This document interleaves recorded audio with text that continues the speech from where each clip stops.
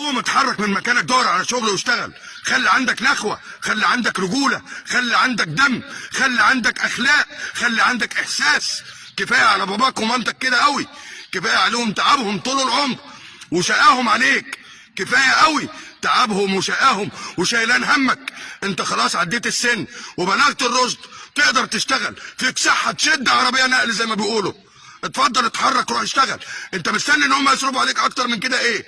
كفايه عليهم قوي. المفروض تكرمهم وتشكرهم، المفروض تكرمهم وتشكرهم وتشيلهم على راسك وتقول لهم شكرا. كفايه عليكم كده. على الاقل على الاقل ما عدتش شايلهم همك. انت عايز تتجوز بكره، عايز تتجوز وعايز تصرف على بيت، هتصرف على بيتك منين؟ ولا هتتجوز منين اصلا؟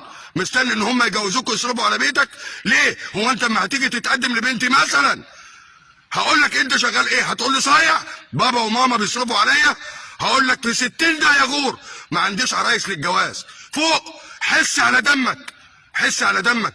ما تعيش حياتك كده مالكش لازمه، لازم يكون لك لازمه في المجتمع. والله والله انت لو ابني هرميك في الشارع وغور في 60 داهيه، على الاقل انت راجل هتتحمل المسؤوليه غصب عنك، وهجبرك تتحمل المسؤوليه غصب عنك، يا اما ما تبقاش ابني ولا اعرفك.